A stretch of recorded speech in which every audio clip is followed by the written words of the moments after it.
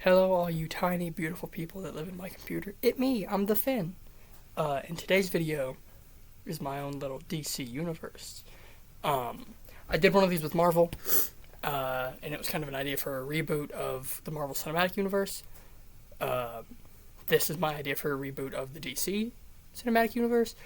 Currently, James Gunn is already doing that, so mine are going to suck in comparison to his because he's a tremendous filmmaker, a good director, and at some points a good writer, whereas I am just an idiot who's likes superheroes. So, don't judge mine in comparison to his, as that isn't fair to him, me. And also, if you enjoy these pitches, give me feedback on that. If you don't, give me feedback on that. I would genuinely like to hear whatever it is you guys have to say. And let's just jump right in. I don't have them in a good order, so I'm just gonna go through them. We'll start with Batman because that's good for retention.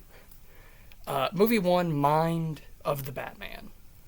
In this film, we're introduced to a younger Bruce Wayne, one who has been Batman for about 4 years. He's 26, and he doesn't have a Robin, he doesn't have an Oracle. It's just him and Alfred. He has a working relationship with Gordon and with a majority of the police in Gotham. And so far, he hasn't faced any sort of supervillains. He's heard stories of them in other places. However, he has not had to deal with any in Gotham. We get a scene in Arkham Asylum. A man is performing an experiment on a random young individual, completely changing the way the man's mind works, going from human to puppet. We see Bruce fighting 4 thugs, but they won't stay down. He's battered and bruised them pretty much enough to put down like a heavyweight boxer 40 times over, but they get up as if they don't feel anything. He escapes, and using a bunch of DNA samples of theirs, such as blood, hair, and he figures out that they are all people who are currently in Gotham. But he was just fighting them. How does that? He goes to Arkham with Gordon, the two of them find the 4 men playing cards as if nothing happened. When asked about it, a doctor says, "Those boys are my best works yet. They haven't had an outburst in weeks." Everyone takes this as a positive thing, but it's revealed later what he meant by that was that they hadn't had free will. He had been controlling them for weeks. Bruce then has to fight off a few more of them, putting together the mystery, have him be a fucking detective. I don't want to steal the Batman stuff. I don't want to use Robert. I don't want to... Robert? Yeah. I don't want to take any of that. That's its own thing. I don't want to use that. I don't want to build on that. Maybe someday I'll go and make the Batman sequel in my head for a pitch or whatever. It's not what this is. Different detective. He contacts Gordon, and then the two try calling Arkham, but when the phone is picked up, it's Hugo Strange, the doctor from before, saying, "Clever girl." Now remember, these are poor innocent people, right? Trying to guilt the Batman, not that one, into not harming them.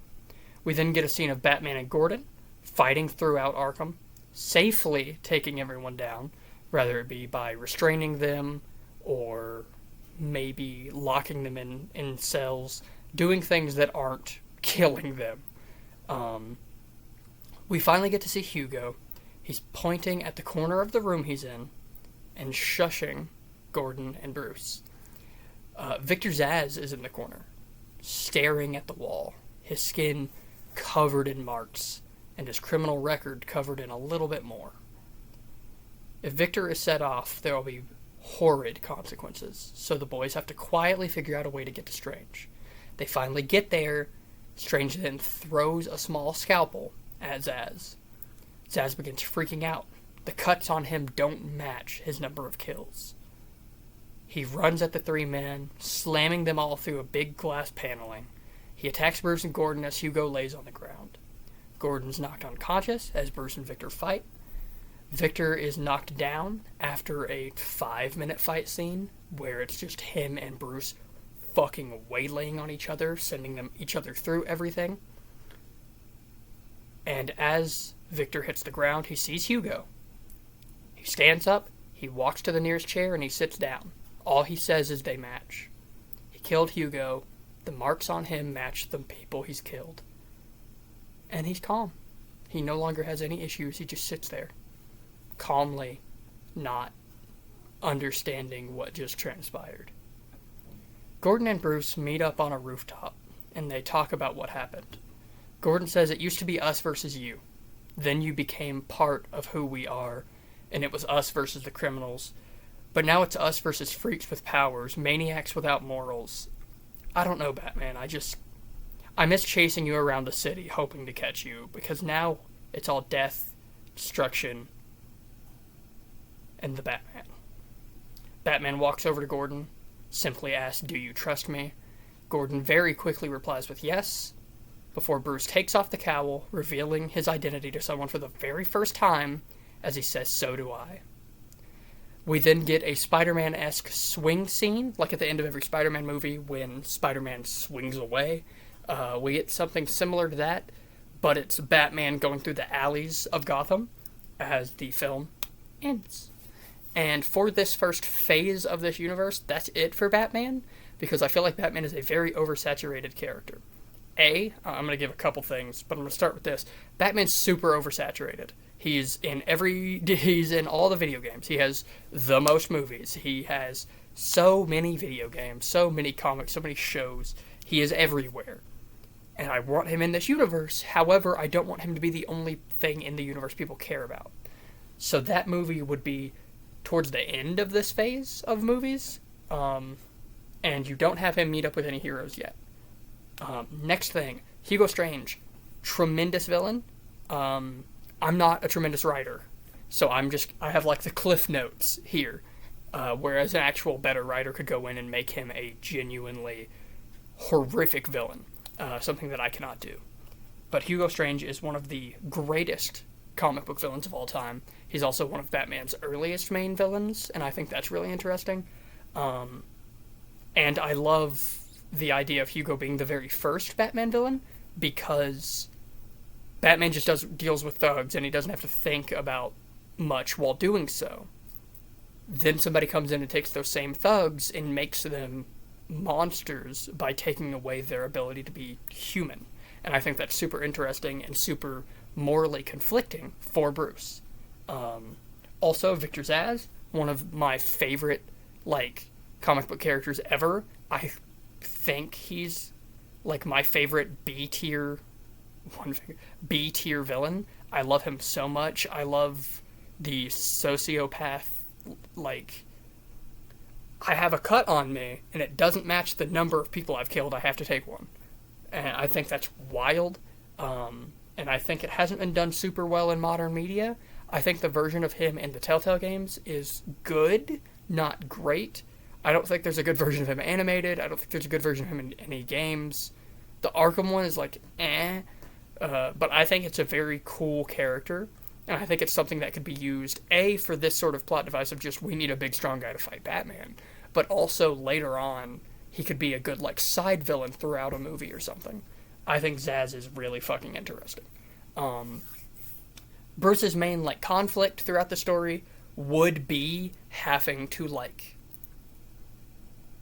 understand the humanity of these people, even when they're not showing it, where Bruce has grown up without much humanity himself. Having to learn that is a big step, and will be very important to his relationship with other people, especially with Superman, who isn't human. Having to respect the humanity of people who don't show it is going to be a big part of his relationship with Clark, as Clark is somebody who isn't human, but shows it more than anyone else. And I think that's really fucking interesting. I love Batman. Yeah, baby. Next up, it's Green Arrow time, baby. Shout out to all my Green Arrow fans. If you like Green Arrow, and you genuinely, really like that comic book character, I would advise going to the YouTube channel TroyoBoyo17. He is, the Green Arrow fan on the internet, so go over there. The first film is just called The Green Arrow. We follow a young billionaire as he is stranded on an island. We see him grow to use his mind, his senses, and his trusty bow.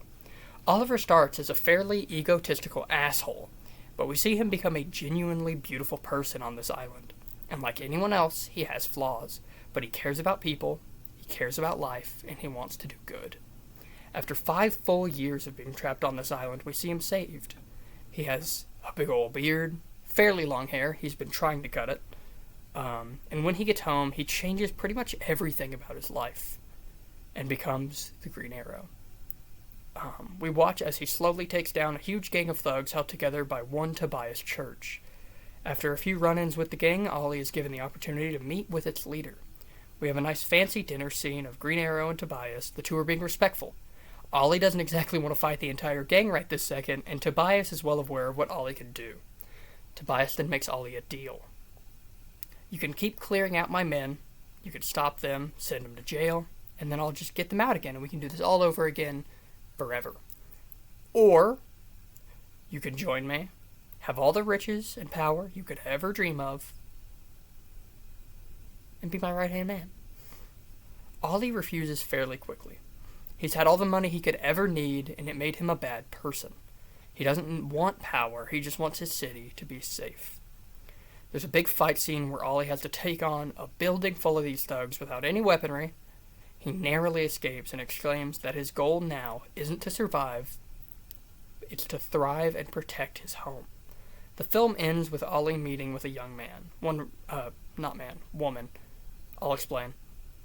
Rory Harper. Roy Harper is typically Green Arrow's go-to sidekick, but I think it's way more interesting for this white blonde billionaire to have to be a good person and a good mentor for a young woman rather than a young man, because the rich white dude taking care of the young man thing is kind of overplayed, and also Batman does that, so I don't want Green Arrow to just be Batman with a bow instead of a boomerang, you know? I think the two just being like the same character is something that a lot of people try to write them as, and that's really fucking boring because they're not at all. They're very different. I mean, Green Arrow can be dark, but for the most part, he's a jolly fucking guy whenever he becomes a hero, and not in like I'm a goody two shoes, but like he gives it. Instead of doing what Batman does, where Batman does modern, rarely showing emotion, Ollie shows emotion all the fucking time. And I don't like when people say that they're the same character, because they're just not. But I made Roy Harper into Rory Harper. I think it's way more interesting for Ollie to be a good example of how like a billionaire should be able to treat a young woman, or how anybody in power should treat a young woman, because I think, especially in modern Western world, people in power don't treat women very well at all. So I think that could be really fucking interesting. Also, before anybody in the comments is like, don't make it political, the entire character of Green Arrow is political. He's a political allegory. That's what he is. That's what he was made to be. He's a billionaire who gets stranded on an island, changes his whole life, and then makes his life about helping the people who were like beneath like where he is. His entire character is a political allegory. That's why whenever him and Green Lantern have their butting head moments, it's always about the fact that he is this rich fucking asshole. Ollie's not perfect, and he never will be. Nobody is. But, like, he's a political allegory. So if you're going to bring up it being political, fuck yourself. Movie 2, baby. Green Arrow Archer's Quest. We follow Ollie with his new protege, Rory. The two have a very complex relationship. Ollie is somewhat of a father figure, but mostly a big brother. Ollie's trying to teach Rory, but he doesn't want to upstage her or make her feel like she's lesser in their duo. The two take out a group of thugs before being blindsided by a man in a cloak with markings all over him. Werner, I think it's Zertle, I don't know how to pronounce it, is the last of his royal bloodline, plagued with the idea of revenge on America for ending his land, his lack of apathy towards human life pushing him, and his power, the vertigo effect. His effect works perfectly, making it where Ollie and Rory can't hit a shot. This will continue to happen as the duo try to figure out everything about vertigo. Later on, a few scenes later, I'm not writing every scene. That's not what this is. This is a pitch. They find the history. They learn that the U.S. took over the area, killed their people, and got rid of all of Vertigo's family for oil. Vertigo isn't a terrorist, he's a man trying to fight against a government that held his people down and took them out. The two are forced to deal with that discovery as they are taken out by Vertigo, who has found an artifact capable of amplifying his powers to a citywide scale. As he does this, Ollie and Rory are forced to fight him without any sort of good balance or ability to aim. At one point, and deep into the fight, Ollie closes his eyes and fights with his other senses. After a few minutes of getting his ass kicked, this works, finally putting an end to the fight and getting rid of the artifact. But instead of anger, instead of fighting back, Vertigo falls and cries. He sits on the ground and mourns the loss of his land, the loss of his people, the loss of his family. He yells at Ollie, telling him that he's just like the men who destroyed everything of his. He's just like them. Ollie's hurt, and he thinks about everything, but then he says, "I'm not like them, Werner. I was protecting my city. I never harmed yours. And if it were up to me," he sits with Werner, putting a hand on his shoulder, "I never would have."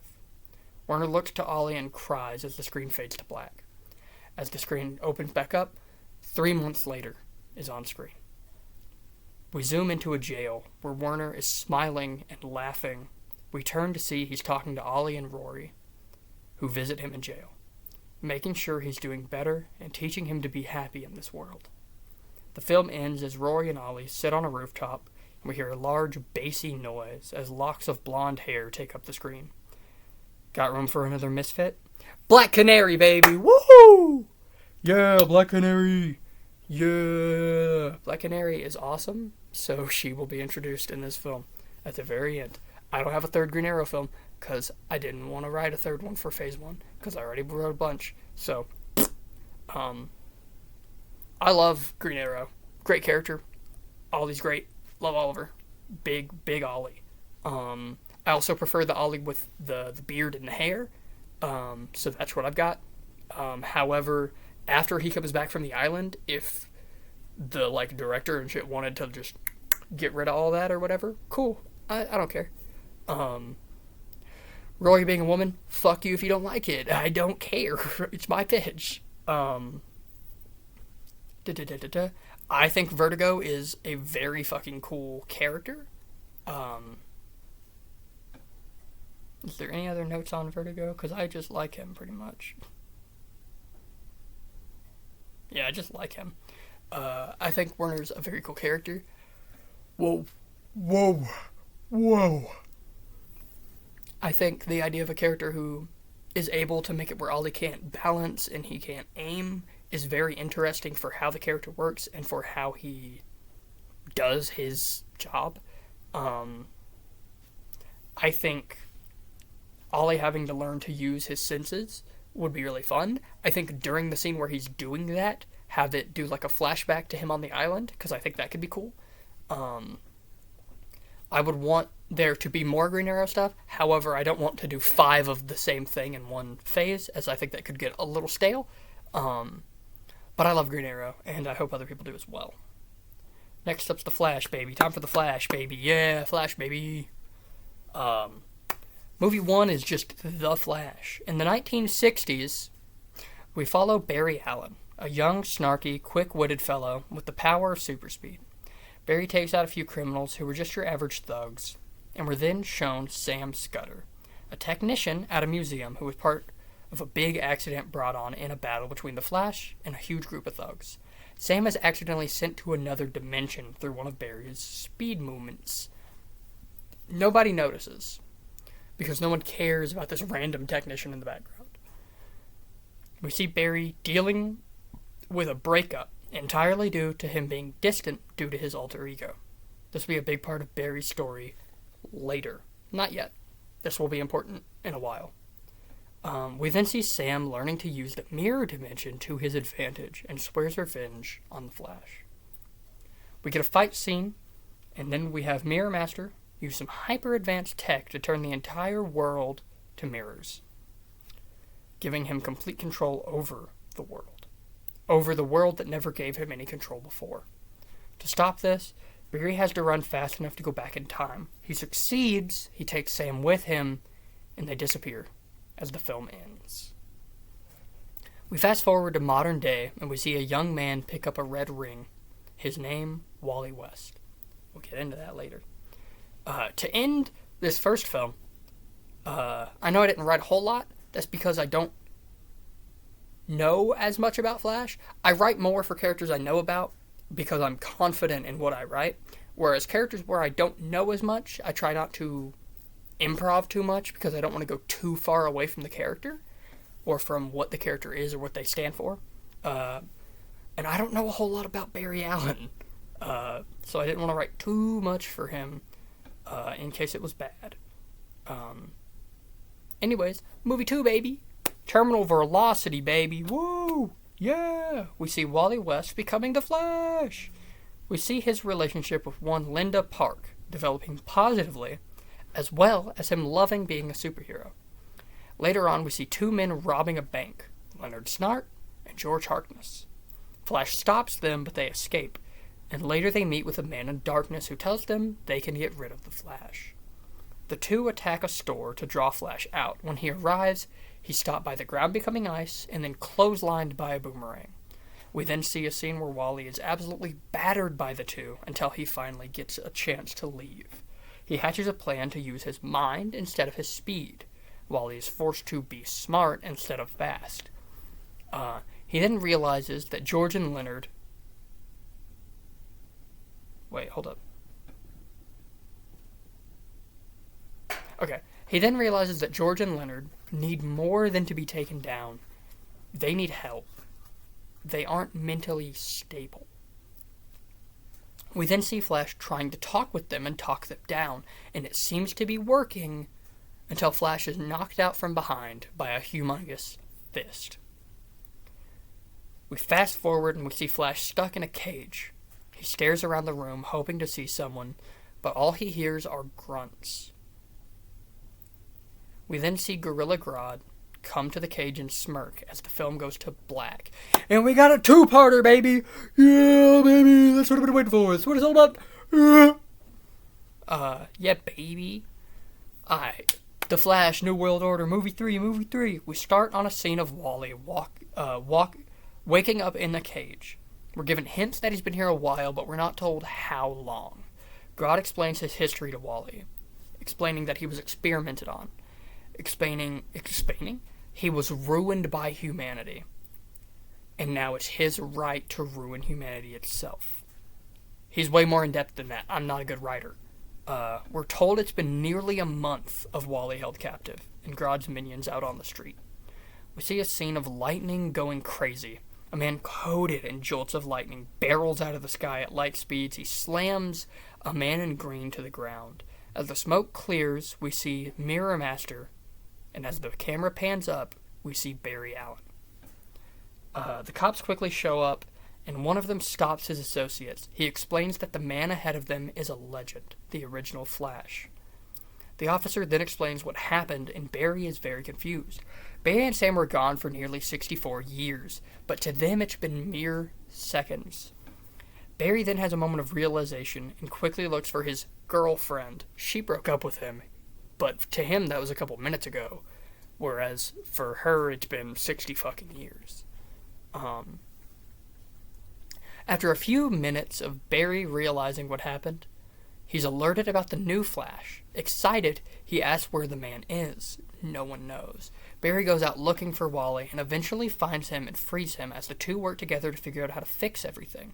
In the end, it's Wally and Barry versus Grodd, Captain Boomerang, Captain Cold, and a load of unnamed grunts. At the end of the battle, the Flashes are losing, but Wally stops and begins talking to all of them. After making a bunch of fair points, Cold and Boomerang join the Flashes against Grodd and help them overcome those odds. After this, we get a scene of Wally giving the captains a head start as they sprint away, not before freezing the feet of the Flashes. The Flashes laugh as Captain Cold and Captain Boomerang run away. Barry says, "You did good, kid," and all that. And then the Flashes sit on a rooftop and have a heart-to-heart. The film ends with the two of them agreeing that it's their city. There's no mentor, there's no protege, just two heroes trying to fix the world. And that's where Flash 3 ends. I would have Flash be the Iron Man of this, phase. I would want the first Flash movie to be first, as it's the first chronologically, and then have a couple movies throughout, and then Flash 2, couple movies Flash 3, and have that be the setups. But I like Flash. I'm not somebody who knows the most about Flash, but I know some. And I like him, and he's cool. I prefer Wally over Barry 9 times out of 10, but I kind of like the idea of both of them working together, not as protege and mentor, but as just a group of two Flashes. I think that could be really sick. Next up, baby, Superman, Superman. Yeah, baby, Superman. Movie 1, baby, Superman. Show Clark moving into his very first apartment. He builds a relationship with people at his job at the Daily Planet, especially Jimmy Olsen and Lois Lane.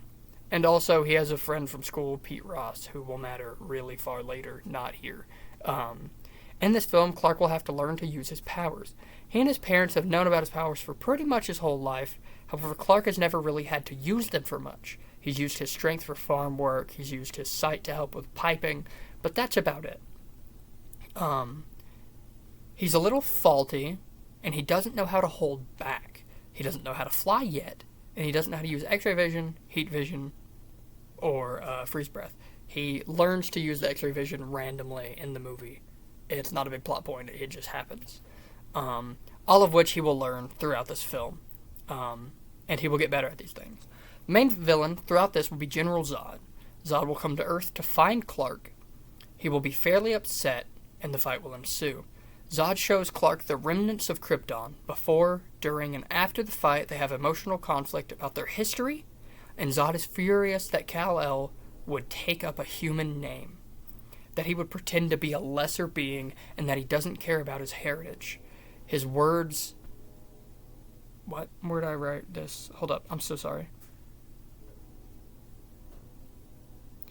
Clark very much cares about his words, and he very much cares about this world and what he has lost, but his mom and dad taught him to move forward, not dwell on the past. Ma and Pa Kent are alive at the end of this, by the way. They just are. Zod and Clark do a lot of damage to the city. Clark tries to fix all of it. Zod, go bye-bye.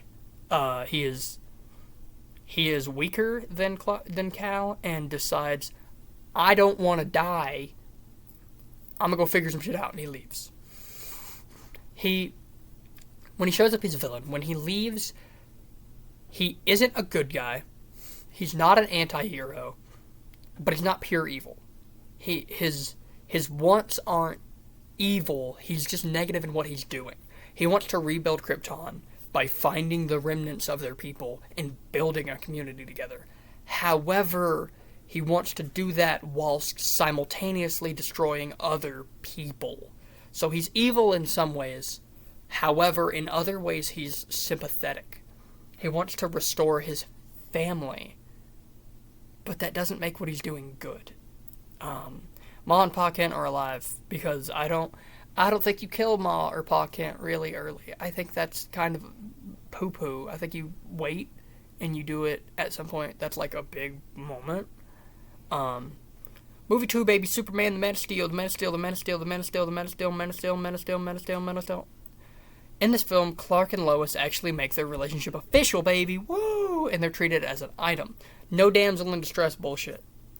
I have that written down verbatim. No damsel in distress bullshit. The end of the first act. The end of the first act is Clark stopping a robbery as he hears his mother yell his name. He quickly apprehends the criminals and zoom goes home. When he arrives at the farm, he sees Pa Kent on the ground having a heart attack. Even with his infinite power, his infinite speed, and his hyper-intelligent mind, he can't save Pa Kent. Clark now has to wrestle with the fact that he can't save everything. He can't even save everyone he loves. He isn't perfect, and he can't fix every single problem. The main villain of this film is Lex Luthor, who is just enamored by Superman. Lex views this alien as an inferior being, and one that is a disgrace and a mockery of humanity. Lex is the mayor of Metropolis and is viewed as a good guy by the world, a man who runs charities, a man who doesn't do tests on animals, and a man who can be trusted by anyone. Clark has reason to suspect that Lex is behind a huge underground trade of weapons and rare materials being shipped illegally. Well, Lois believes this. Clark doesn't. Clark doesn't catch it, even with his big ol' hyper brain. Lex and Clark meet. Clark is interviewing Lex for a big report, and he learns that Lex is a good man. He's a genuinely good person.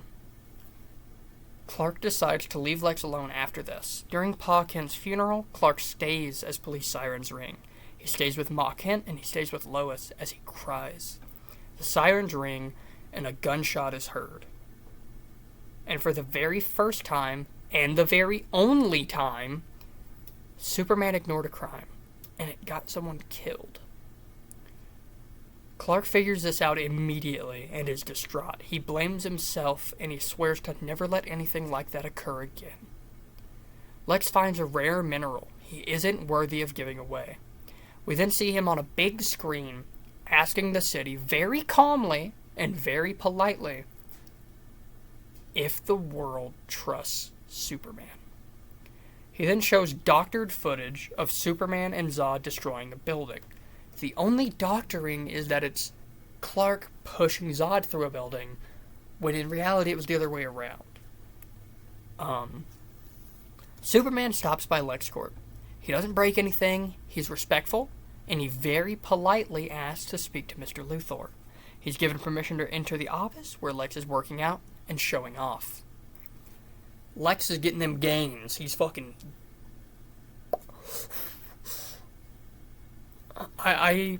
Quick thing, I like when Lex Luthor is ripped out of his fucking mind, and I like especially when he's ripped out of his fucking gourd, and then Superman is, like, lankier in comparison to him. I like when Lex is more bulky than Superman. I think that's really cool for, like, the dynamic they have and, like, the way that relationship works. I think that's cool. All Lex has to say is, and I'm not an alien, whenever he's doing these crazy lifts. The two have a verbal back and forth. It ends with Superman expressing his thoughts and Luthor simply saying, I understand where you'd be mistaken, but you're a terrorist. You and that buddy of yours are terrorists. A bunch of robots then come in and start attacking Superman. Luthor never throws a punch. Superman leaves, we get Clark and Lois time, baby. Clark and Lois, baby, yeah! The two talk about everything and hatch a plan. Lex then attacks Superman with a big old mech suit and loses. Superman, of course, spares him, and he leaves. Spares him. We then see that this is not Lex Luthor, this is a robot. Lex Luthor would not fight Superman one-on-one.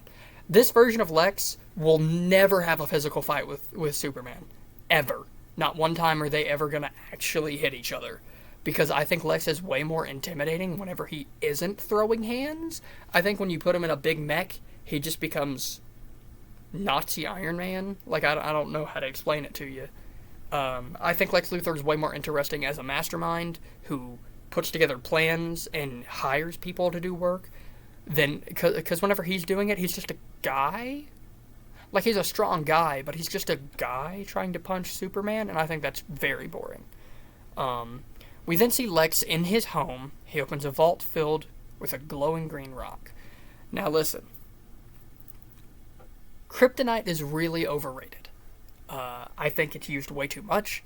I think if it's going to be Superman's big weakness, it should be really fucking hard to, like, find.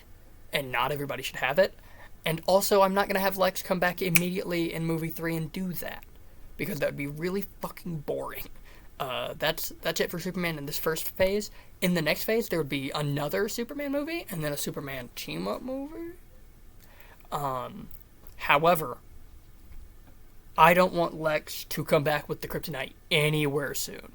that should not be now, because that I think doing a back-to-back Lex Luthor film wouldn't be cool, and we haven't had a good Lex Luthor film ever. Maybe.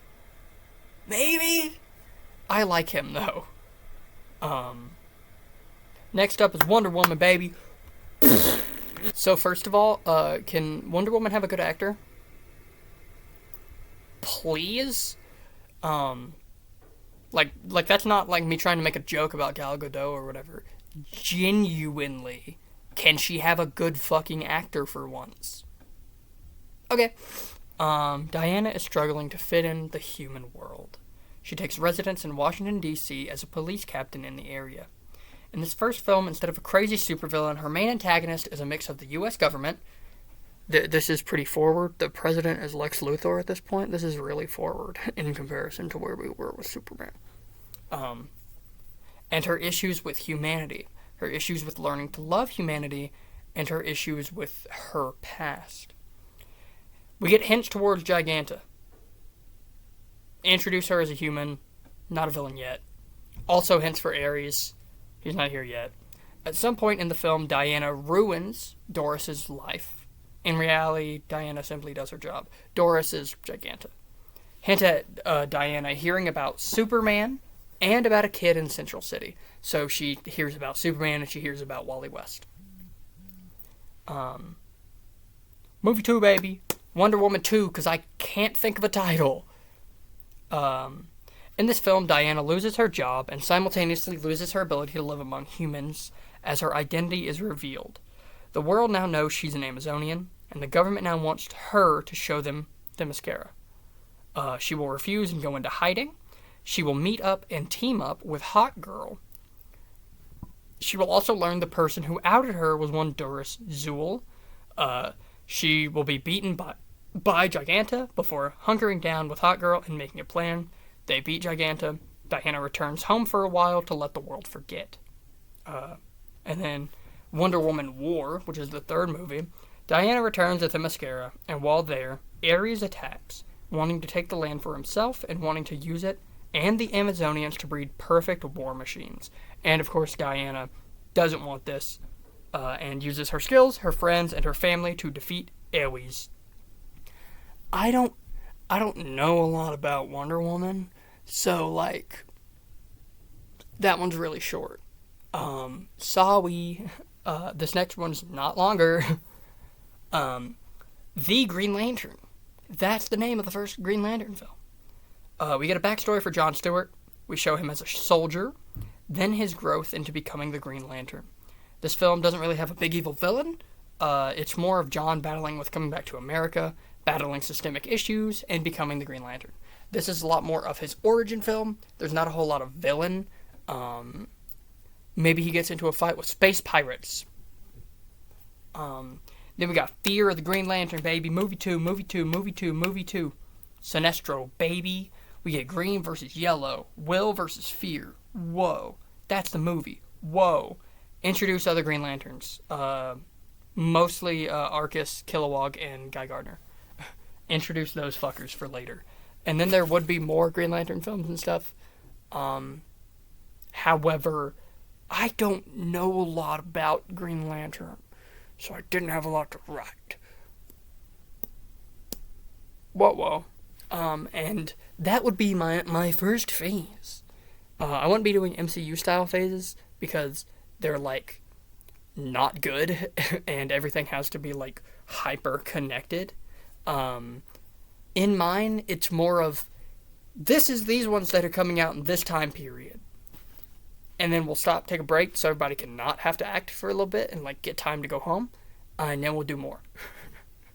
Like there were some in that take place in like 1960s, some that take place in 2000, some take place in fucking 2040. You know, like you don't have to do the whole like thing. This doesn't have to occur. I don't know. But thank you guys for watching. I will see you all next time. Bye bye.